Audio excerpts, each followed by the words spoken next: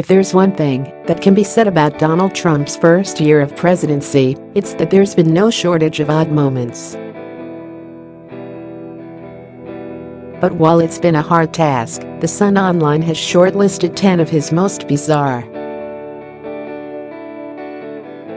Following a visit to the White House by Theresa May, Trump was seen emerging with the British PM hand in hand. He then told the world, "We are going to have a fantastic relationship." Following a state visit to France later that year, Trump appeared alongside the French President Emmanuel Macron. But a normal handshake was replaced by firm grip lasting a full, excruciating 30 seconds. His unique white-knuckle tussle style of handshaking was later dubbed the Trump pump. Newly sworn-in President Donald Trump launched a bizarre attack on the media for reporting disappointing crowds at his inauguration. He claimed it only looked that way because the grass was covered by protective mats.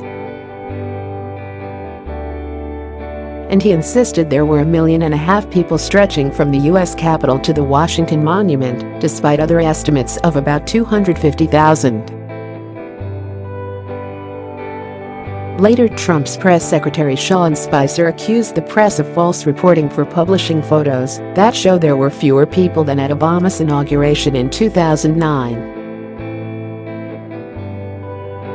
In March, he claimed that Trump Tower was under surveillance.I and an astonishing salvo of early morning tweets. The firebrand president claimed his predecessor had bugged his phones during the very sacred election process, slamming the allegations as a Nixon Watergate scandal.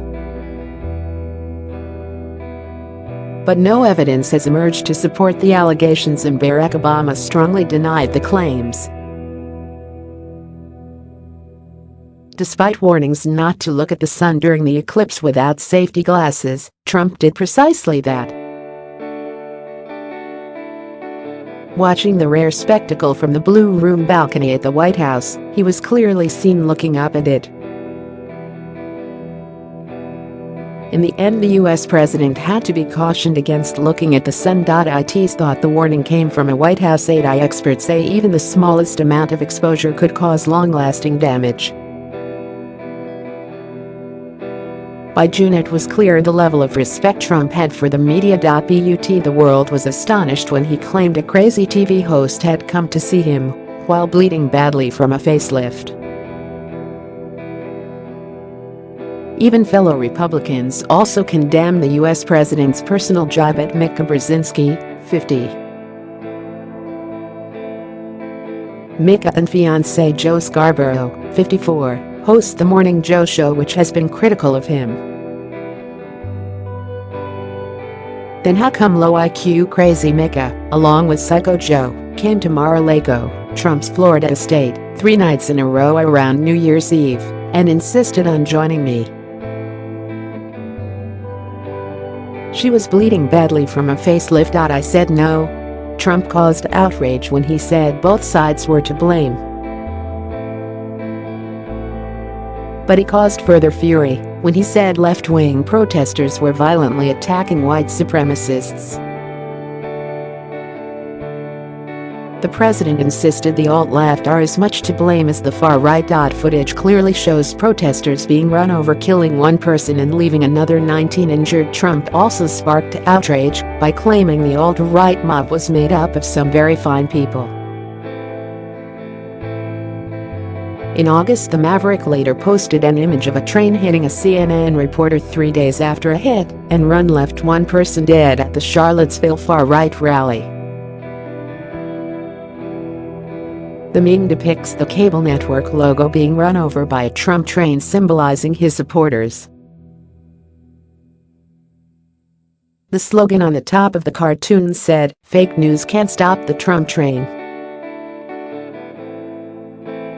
In a puzzling outburst, Trump lashed out at Kim Jong-un, saying he would never call him short and fat, before saying he was trying so hard to be his friend. Trump made the comment on Twitter after accusing the North Korean tyrant of calling him old.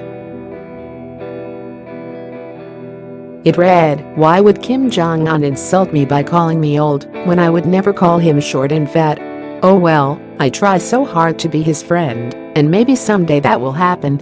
Trump had already spent months at this point trading insults and threats with Kim amid escalating tensions over Pyongyang's nuclear and missile programs as North Korea races toward its goal of developing a nuclear-tipped missile capable of reaching the US.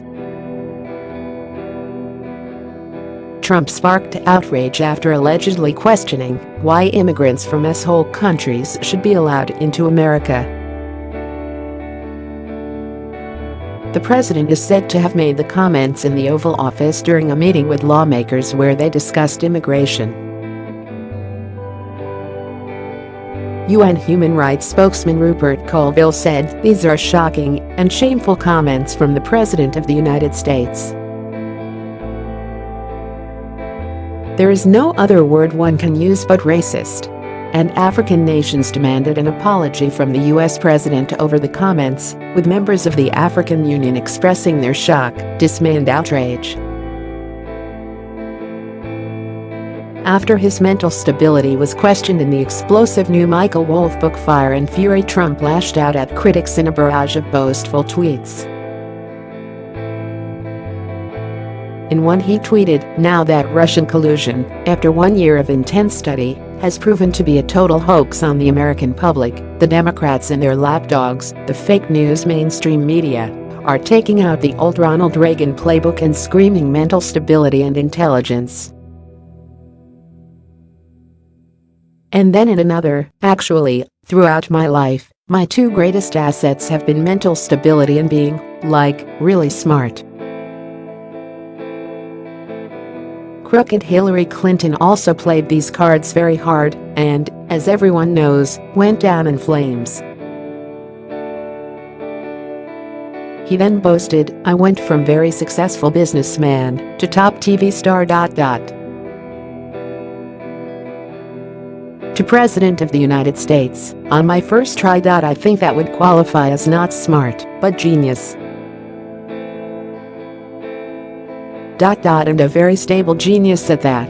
In the new year, Trump's by now archenemy, Kim Jong-un, declared he had a nuclear button on the table and was ready to press it. But insulted Trump then tweeted his was bigger and more powerful. Trump wrote, "Will someone from his depleted and food-starved regime please inform him that I too have a nuclear button, but it is a much bigger and more powerful one than his, and my button works." But Kim's spokesman then said, "The spasm of Trump in the new year reflects the desperate mental state of a loser who failed to check the vigorous advance of the army and people of the DPRK. He is making a bluff, only to be diagnosed as a psychopath." Trump cancelled February's visit to the UK, blaming a bad deal on the new £750 million US embassy. The US president was due to make his first trip to Britain since being elected and was due to cut the ribbon on the new US embassy near Battersea Power Station in South London. But with just days to go, he pulled out, announcing his reason on Twitter. Trump tweeted, "Reason I cancelled my trip to London is that I am not a big fan of the Obama administration having sold perhaps the best located and finest embassy in London for peanuts, only to build a new one in an off location for $1.2 billion. But some speculate the real reason was that he feared mass protests marring his visit. A state visit for him is still on the cards, but there are no details of exactly when this will be yet. We pay for your stories. Do you have a story for the Sun online news team? Email us at tips@thesun.It.